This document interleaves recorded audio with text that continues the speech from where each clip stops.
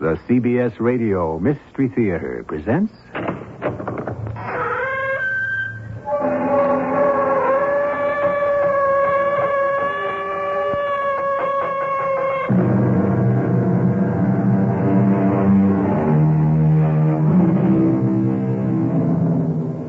Come in. Welcome. I'm E.G. Marshall. We read in the morning paper that the sun will explode in another 10 billion years. An incredibly long way off. But there are those who are concerned about the survival of mankind before those 10 billion years come to pass. They're sure that we will blow ourselves or poison ourselves out of existence long before that big blast comes. If we are to survive, if we can survive, they tell us we will be forced to migrate beyond our own tiny solar system to worlds as yet unknown, to forms of life that go beyond our present wildest imaginations. Look down at your feet, Ned. Right under the guidance system. What is that? Looks like a little pool of... Do you smell ammonia? Yes, I do. How did it get there? I have no idea. And there's another little pool. And another. Spreading out, wider and wider. Could it be that from some distant star out here in space, we're being invaded by a new form of life?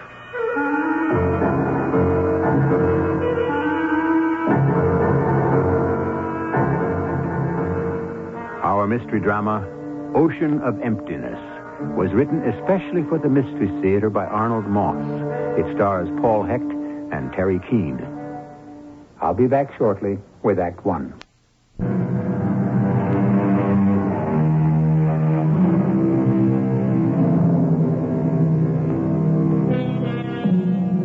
Knowledge is the basis from which man makes his leaps into the unknown. Incredible knowledge. In his attempts to discover the nature of the universe, man keeps making the kind of advances which sometimes simplify, sometimes complicate the process we call life. The time is a distant day in the future, 1995 to be exact. Two young Americans are tearing through space in the spaceship Hyperion, the first married couple to investigate some of the profoundest mysteries of the universe. They have tuned their radio receiver to ground control back on Earth. Ned and Chloe Miller gave their lives, trying to reveal what exists beyond the distant limits of our tiny, insignificant universe. Today, we memorialize the courage and the boldness of these two dedicated Americans, husband and wife, who set out into the darknesses of space, never to return. This happened exactly 100 years ago today, back in the year 1995. Ned and Chloe Miller were pioneers in the most daring adventure ever conceived by man up until Turn it that off, time. Ned. It's crazy, Chloe. I mean, what kind of joke are they pulling? He was talking about us, whoever he was. Yeah, as if we were dead. Dead for 100 years. As if this were the year 2095. 100 years from now. Gag or no gag, it is a little scary. Yeah, it's got to be that idiot Charlie Abbott down at ground control. His crazy sense of humor. Some joke. Yeah, wait till we get back. I'll pin that monkey's ears right into the ground. If we get back. What are you talking about? We've been out now for more than 36 hours. In a little over a day and a half, we've covered nearly 400 million miles. Right, Captain? Right, Lieutenant. The reading says 389,986,000 miles from Earth. Well, what's your point, Chloe? Here we are, almost in orbit with the planet Jupiter. When we left the launching pad, we were traveling at 50,000 miles an hour. In almost no time, we're approaching the speed of light itself. Oh, it's one of the reasons we're here. 175,000 miles per second. Yeah, nearly 11 million miles an hour. So what? 10, 15 years ago, only a writer with a mad imagination would have thought this was possible. So? So, I'm terrified. That's what. Absolutely terrified. And That's why I want us to turn back. You know as well as I do we can't do that. Why can't we? For the first time in history, two people have been shot out into space where they're completely on their own. Except for our periodic reports back to ground control, we can go where we please, how we please, when we please. Big deal. I don't understand you. We are about to change the whole concept of the universe, maybe.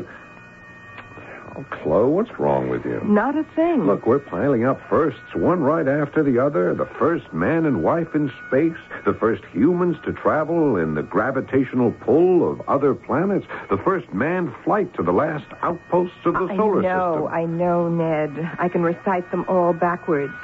I am still afraid. Of what? I'm afraid for you and me. I'm just afraid for us. Oh, I don't get it. We know that as an object like this ship approaches the speed of light, the energy that's needed to move that object increases. Head of the class, Chloe. High school physics, Einstein's theory, E equals mc squared. Then you tell me the rest. What's there to tell? As the energy increases, so does the mass of the moving object. And? Go on, finish it. If the speed of light were to be achieved, and we're getting about as close to that speed as we ever will, then what happens? What happens, Ned? High school physics. Nothing happens. Nothing. Well, the mass. The mass, the moving object, in our case, this ship. What happens? The mass becomes infinite, immeasurable. Which we both know is impossible. Right? Which is why we can never actually reach the speed of light, no matter how close to it we may come. But the closer we do get to it, the closer the possibility of destroying ourselves, of blowing ourselves into tiny little atoms of dust. And that's why I want to go back. You knew all that before we ever started out. Nobody forced you, you know. Now, if we turned back, we'd be thoroughly disgraced. But we'd be alive. Oh, Chloe, take a look at all those stars out there. Billions and billions of them, like so many tiny snowdrops or fireflies twinkling their little lights against a background of velvety black darkness. And just think, the light they're giving off, the light we are looking at, left those billions of stars millions and millions of years ago, and no human being has ever been closer to them than we are at this very moment. Breathtaking. The mystery of what we're looking at takes my breath away, too, but I want to look at them not from up here in space, but from the Earth once again, with my feet firmly planted on the ground. Oh, Captain, what do you say? What's that? We're on alert. What's gone wrong? Nothing on the scanner. I don't see anything. Wait a minute, Ned. Look there, in the lower half of the third quadrant. That tiny speck. You're right. How far away is it? How does it read? It's directly on our course, headed straight for us. Unless we alter course, we'll collide smack into it. 0.5 minutes. In 30 seconds. What the devil can it be? I don't know. I'm taking evasive action. I'm veering us over to 0.15 degrees to port. Hold tight. It's coming right at us. Whatever it is, I've never seen it on any of the charts. Take a look at those huge tongues of blue and yellow flames lapping the sides of it. Like a huge fiery rock of some kind turning over and over on itself. I'll bet it's 20 miles across if it's an inch. Are we all right? I think so. Here it comes.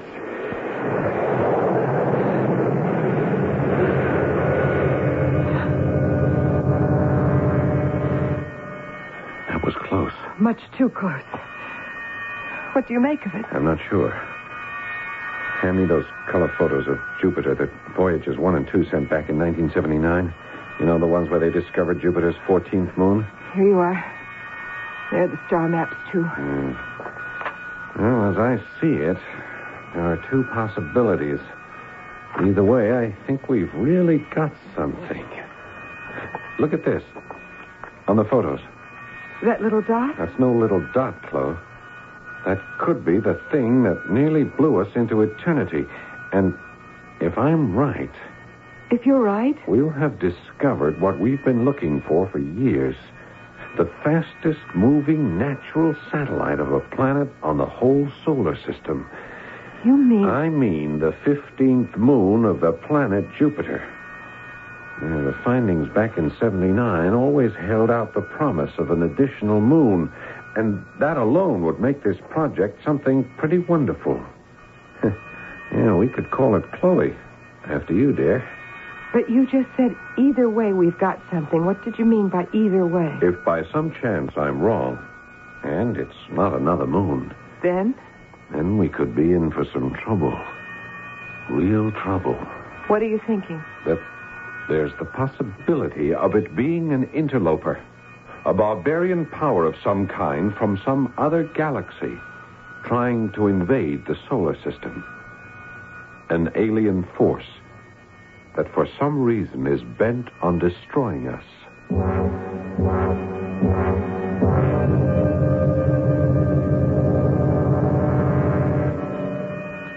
It's almost time for us to make our report to ground control, Chloe. We've got to tell them what's happened. What have you got to report? The passage, the appearance of that thing, how it nearly crashed into us, nearly destroyed us, and the whole mission with it. Oh, great. And the first question you'll be asked is, what do you think it was? What are you going to tell them? That it was a thing? No, of course not. That it was a moon? The 15th moon of Jupiter? No, but that it might be. They're going to ask you for proof. Got to find out more, much more than we know now. Oh, I've got to report something. Oh, go ahead then. Tell them your other theory.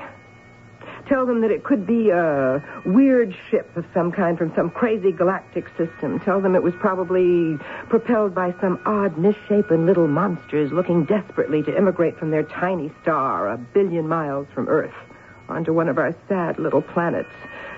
Tell ground control that, Ned. They'll think you've gone completely mad. Yeah, you may be right, Chloe. Well, you're the commander of the Hyperion, not I, Ned. It's your party. And it's your pretty neck. I vote to turn back to Earth immediately. Wait. Just 1 minute, Chloe. What's the composition of Jupiter's atmosphere? Do you remember? Of course. Hydrogen, helium, methane, ammonia, water. And so forth. Don't you see? See what? Almost the same components that were on Earth when life first emerged back there. You mean the thing that nearly jammed us could have taken off directly from the surface of Jupiter itself? Why not? That there might be some kind of life form on Jupiter? Exactly. But that's crazy. Nobody could breathe. Nothing could live in that kind of atmosphere. You couldn't. I couldn't. But isn't it conceivable that some other kind of being, a new and completely different form of life, could?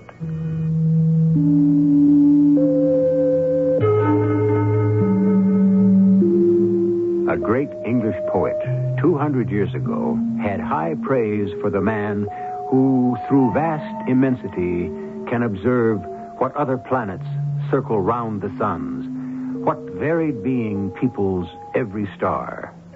Ned Miller suspects that he may be such a man on the brink of throwing light on the age-old question, does some form of life exist outside the Earth itself?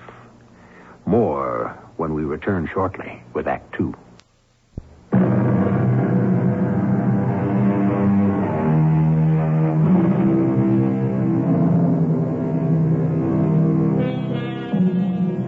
It's been said that the universe is full of magical things patiently waiting for our wits to grow sharp enough to discover them. Ned Miller is almost certain that he and his wife, Chloe, are on the sharp brink of human history, at the birth of a gigantic, mysterious adventure more important almost than anything the human mind has ever been capable of grasping. Don't do it, Ned. It could be dangerous. Don't try to stop me, Chloe. At this moment, we're orbiting Jupiter at a distance of less than 2 million miles. At our present speed, we could alter course and reach its surface in 10 minutes. Then what? Land on Jupiter? Not yet. First, I'm going to probe a direct radio signal to its surface. See what response I get, if any. Pretty big target. Where do you direct the beam? What part of Jupiter's surface? Right onto the Great Red Spot. Ned, no, you can't do that. Jupiter gives off a higher magnetic energy than anything in space we know of. As for the Great Red Spot, we know almost nothing at all about it. What you're about to do could very well blast us to bits. Yeah, well, it's the chance we'll have to take. Don't take that chance, Ned, please. We've gone this far. We're not stopping now. And heaven help us both. Here we go. No! Turn it off! Stop it! Yes, stop it! Ned, are you all right? I think so. You? A little shook up. You stopped transmitting just in time. Yeah, I guess it was more than we could take. That was the biggest electrical storm I've ever seen in my life.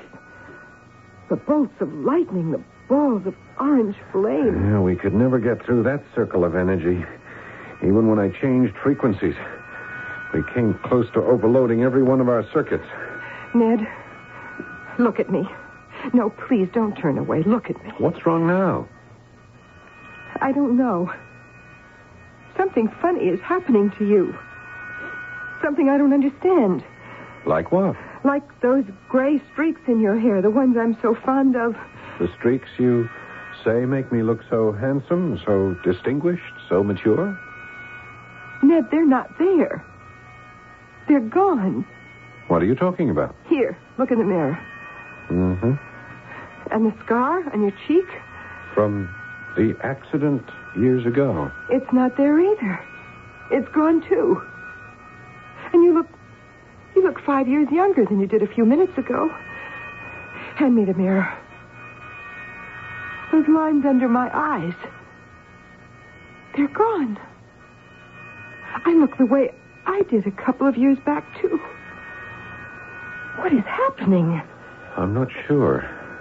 Could it be that... No, that would be insane. What?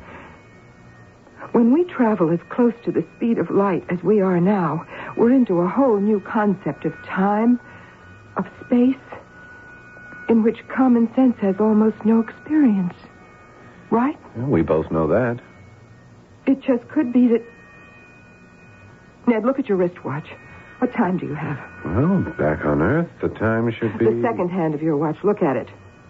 It's moving counterclockwise. Now look at the atomic clock over your head. Same thing. It's going backwards, too. Slowly, but backwards. Don't you see? As our ship gains speed, time is slowing down. We're being forced to go backward in time. Just like your watch and the clock. But, Chloe... That would mean that all our biological processes are starting to work in reverse, which would explain how we look. Ned, first we've got to slow down, and then you've got to turn this ship back to Earth right now, this very minute. Chloe, for the last time, I have no intention of turning back, no matter what the risk. What makes you so absolutely pig-headed? Because I know that the chemistry on Jupiter existed almost identically on our own planet long before the emergence of life. So what? I know, too, that millions of years ago, the Earth's first atmosphere, when it was exposed to the action of sunlight, produced more complex molecules, organic molecules of a very crude but elementary form of life. And? The possibility of that having happened, of happening on Jupiter, may be remote. As remote as our being out here in space, traveling at this speed, would have been only 10 years ago. Your point is... Even if there's only one chance in a million that there is a form of life on Jupiter, we cannot turn our backs on that possibility. Is that it, Ned? That's it. Then get out of my way. What do you think you're doing? Don't try to stop me. I'm taking us back to Earth. Put down that laser gun, Chloe. Don't come near me, Ned. Because I will use this gun if you make me. You stay where you are. Drop that gun. Ned, you hit me. Don't you try anything like that again. Now, the first thing we do is report to ground control on Earth. Tell them what we've seen, what's been happening, and what we plan to do. And then? And then we're going to try to get through to Jupiter. We just tried, and you couldn't. We nearly got killed. The radio signal couldn't get through. That's not to say that the ship, couldn't.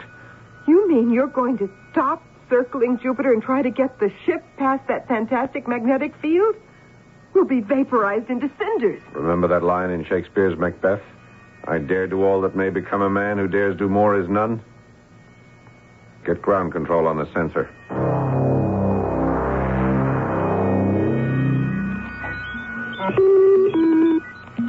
Hyperion to ground control. Earth. Hyperion to ground control. Earth. Come in, please. I'm having trouble contacting them. I'll keep trying. Hyperion orbiting the planet Jupiter to ground control. Earth. Any station. Any station. Earth. Come in, please. Nothing, Ned. You've made allowance for the time lapse? Of course. Wait, there's something coming through. It's very faint, but I think I may have something.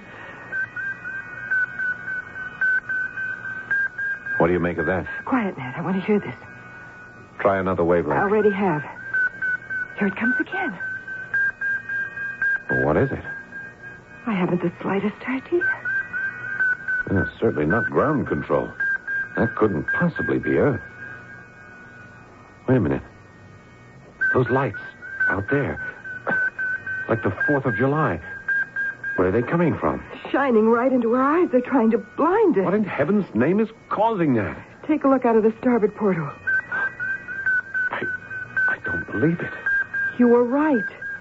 Those sounds, they were not coming from Earth. There's where they were coming from. It's that thing.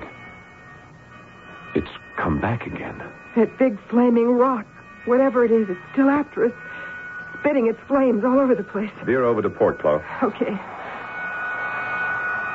Ned, the rock's doing the same thing. Give it more, Chloe. Further to port.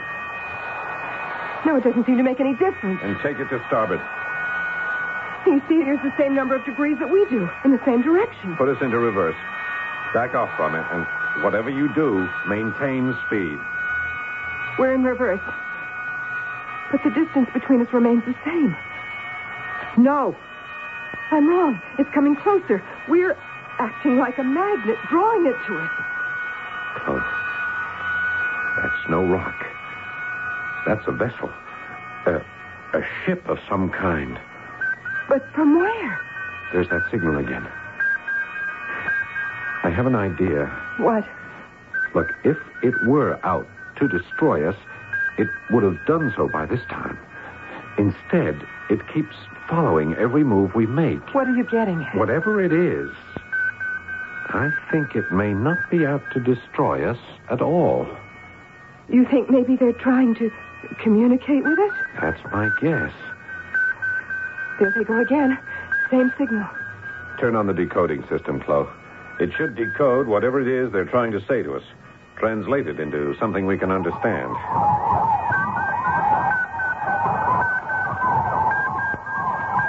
What's happening? The decoder doesn't seem to work. All it does is make their signal even stronger than it was. Nothing? Nothing at all. What do we do? Well, for the moment, all we can do is to maintain course. See what happens. Ned? Yeah? The rock. Oh, thank heavens it's going away. Yeah, so it is. Do you smell anything like ammonia in here? Ammonia? I smell ammonia. So do I. Where would it be coming from? Look, down at your feet, Ned, right under the guidance system. What is that? Well, it looks like a little... It's a pool of liquid. It's growing larger. Well, how did it get there? I have no idea. There's another little pool near the transmitter. Do we have any ammonia on board? Not that I know of. Do you suppose... Hey, there's another one behind you, over there, near the grid, spreading out wider and wider, all by itself. Ammonia is one of the ingredients of Jupiter's atmosphere. Could it be some sort of life form from Jupiter? The life form you've been suspecting, Ned? I don't know. And if these liquid pools should be that, how did they get in here into the cabin? I have no idea. Something just occurred to me. That message we picked up from Earth. The one where we heard that man speaking about us, what great heroes we were. Yeah, what about it? Could it in some way tie up with all this? Could it be there has been some kind of permanent twisting of time? Something we don't understand? Maybe it is, just as the man said, the year 2095. 100 years from the time we lifted off. Now, take it easy, And Chloe. if it is, what are we doing here? With that thing outside breathing down our necks? And the growing pools of ammonia on board ship coming from nowhere. Maybe we are dead. Maybe we've been dead for a long time. Maybe we're a couple of corpses whirling around in an endless ocean of emptiness.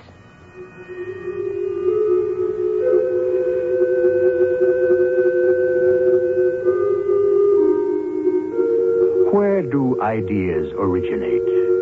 Do they come from hard reasoning? Or do ideas come from those natural instincts we call intuition? And if they do come from intuition, is it true that the insight, the intuition of a woman is a lot more sensitive, more reliable than that of a man? If that's true, then Chloe Miller's fears that she and Ned may both indeed be dead, floating through endless space, should give us more than a moment's pause. Give to the college of your choice. A public service message of this station and the Advertising Council.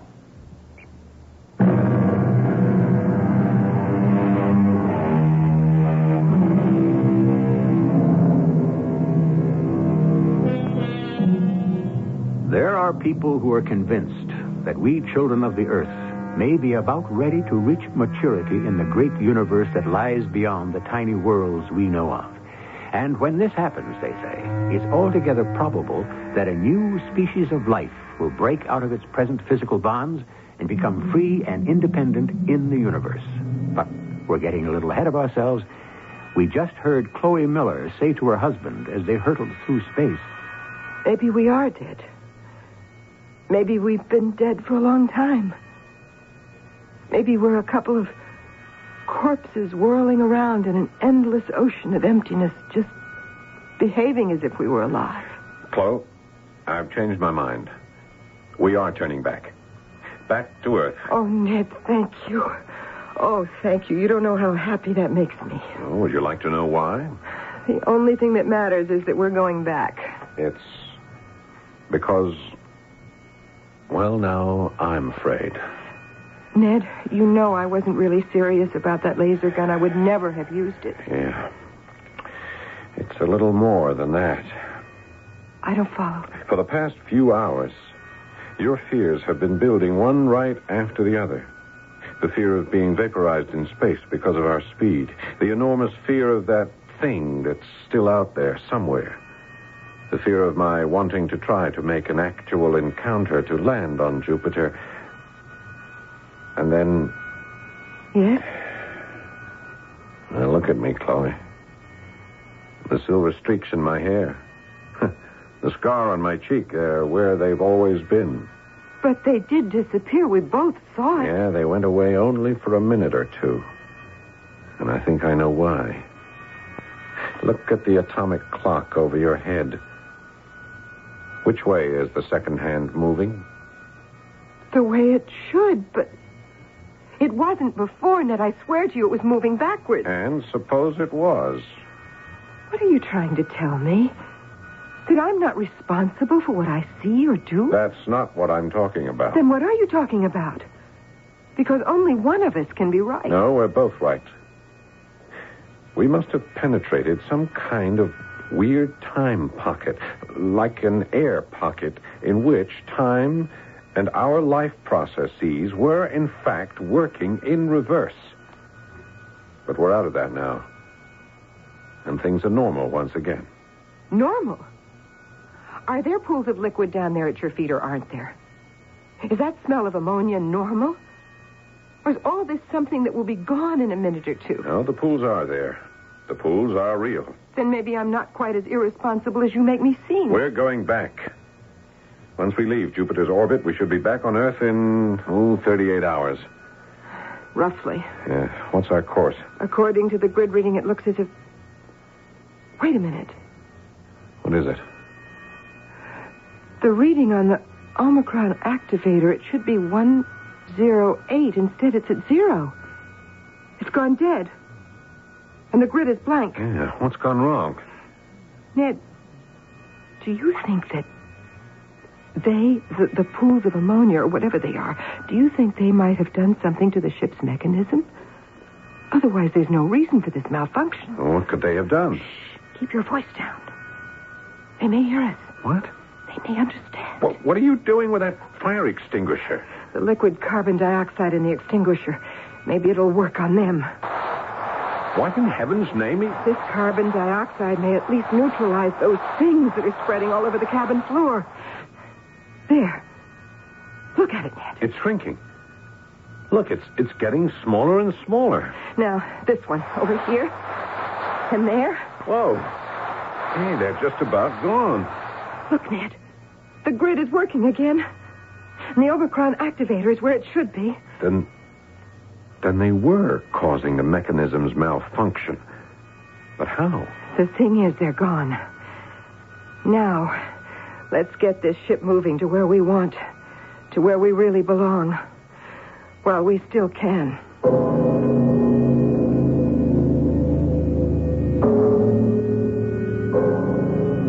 Chloe, take a look at the scanner.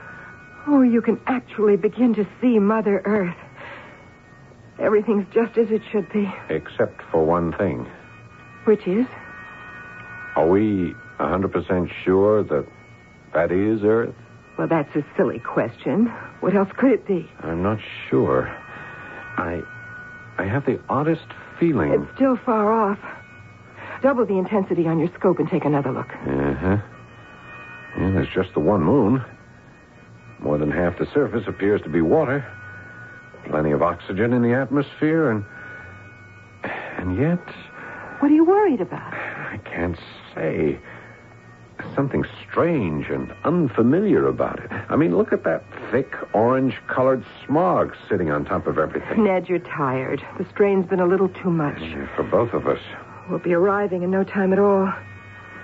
What are your plans, Captain? Well, before we head in for actual re-entry, we activate the helicopter system. Then we can hover over it for a bit, take a careful look to see what we're getting on to when we land.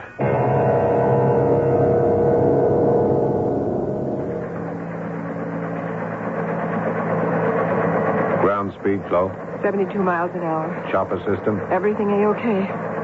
Where are we headed? I'm not sure yet. Just looking. If we could only make contact with ground control. Our re-entry was programmed for South Dakota. Yeah, that's what's puzzling me. This is certainly not South Dakota. I mean, look at it. Mile after mile of nothing but yellow sand and desert. Not one tree. Not even a single bit of shrubbery. All of it flat as the palm of my hand.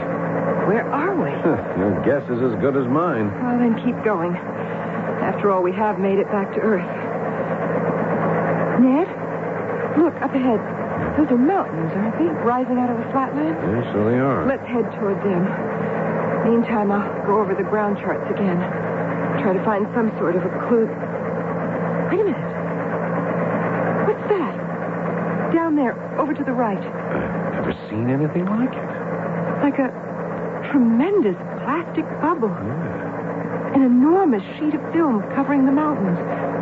As if it were protecting them in some way. It stretches out almost to the horizon.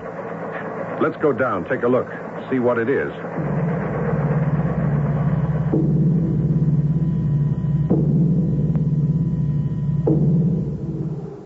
There's got to be some way of getting inside this bubble.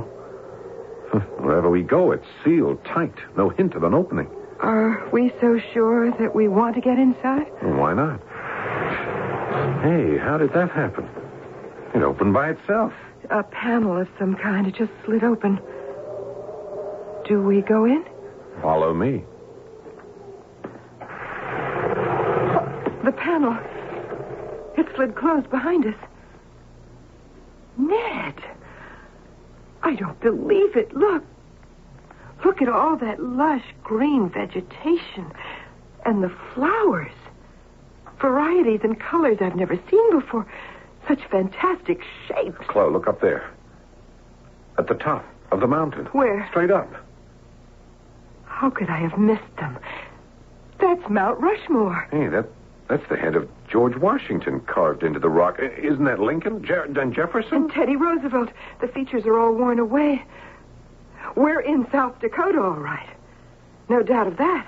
But how did Mount Rushmore? In fact, what are we doing under this plastic canopy that's over everything? Oh, there's something weird going on here.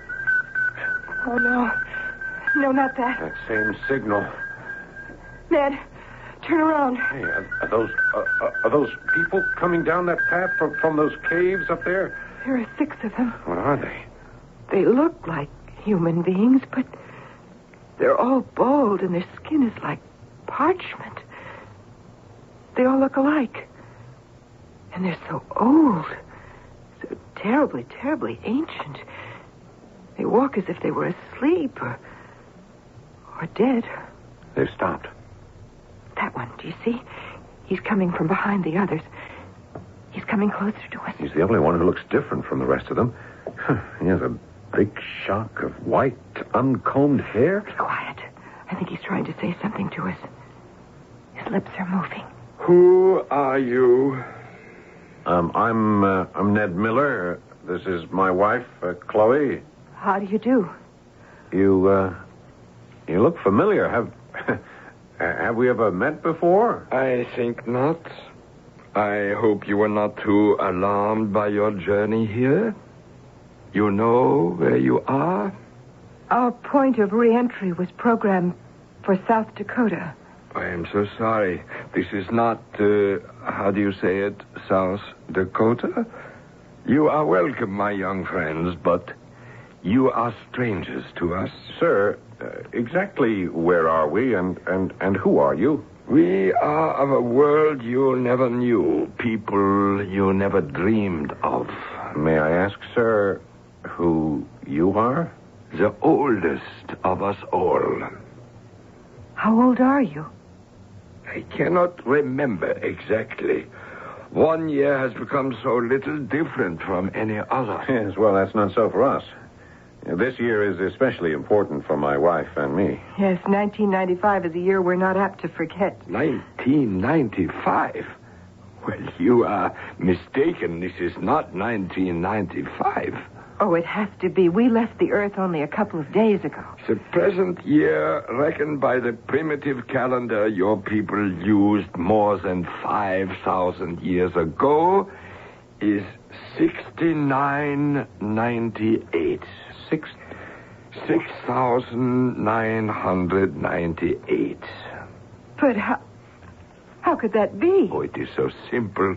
Your space vehicle, the one that brought you here, was traveling quite close to the speed of light. Not so? You know about that?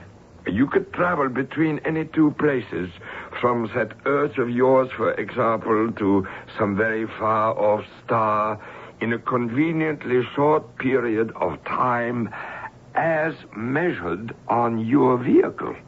From the time of our takeoff, we've only been gone a little more than 2 days. Ah, but you forget. As time slowed down for you as a result of your fantastic speed, it kept going on for us. It kept going on Earth. What was 2 days for you was over 5,000 years for the rest of us. Exactly 5,003 Earth's years have gone by since you left the Earth. Chloe, if that's so, then that would explain the voice we heard minutes after our takeoff, where they spoke of the 100th anniversary of our leaving the Earth. They said it was 2095, remember? And spoke of us as if we'd been dead for 100 years. That was 2095. A long time ago, I know. I once visited your Earth for a moment or two in eternity. You keep saying your Earth, that Earth of yours.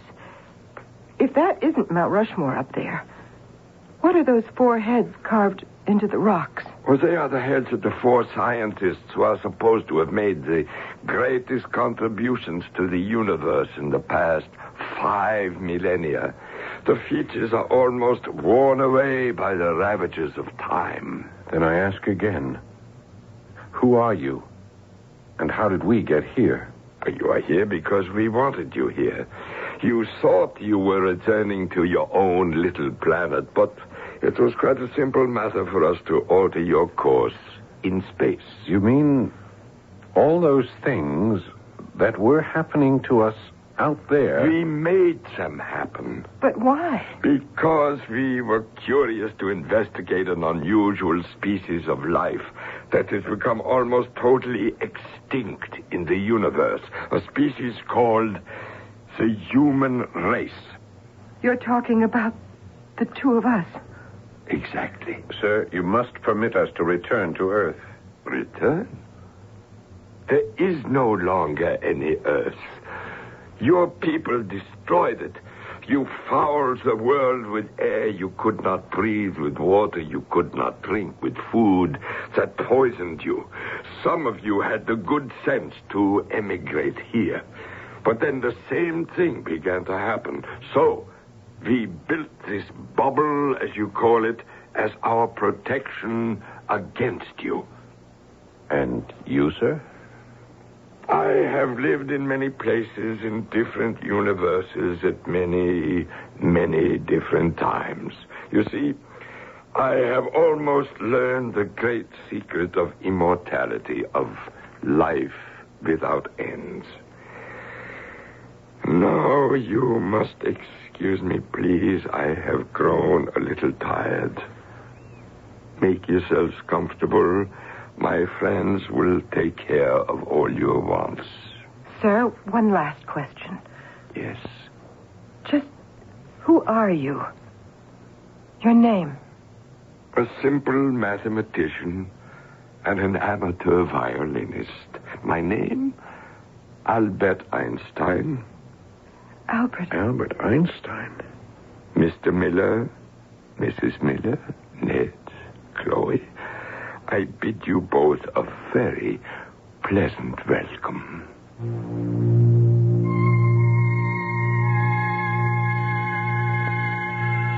A well-known poet has written, I dipped into the future far as human eye could see, saw the vision of the world and all the wonder that could be. We have done more than a little dipping into the future with our story, but who is to say that it could not happen? I'll return shortly. Danielle Steele. Millions of women like you and me have loved her bestsellers, from To Love Again to The Promise, because no one knows more about loving. I thought loving would never be part of my life again after two men broke my heart. That was before Oliver, before I learned how little I know about myself. And loving. Loving. Danielle Steele's new novel captures all the joys and risks that are part of every woman's passion. Loving, a new Dell paperback bestseller. Here's an important energy announcement from Amana, an announcement that can save you money. According to figures just published by the United States government, Amana refrigerators have the lowest estimated yearly operating costs in 5 out of 8 different size categories, from 12 cubic feet to 25 cubic feet. So if you're looking for a refrigerator, big or small, see your Amana retailer right away. Amana, first again with energy savers.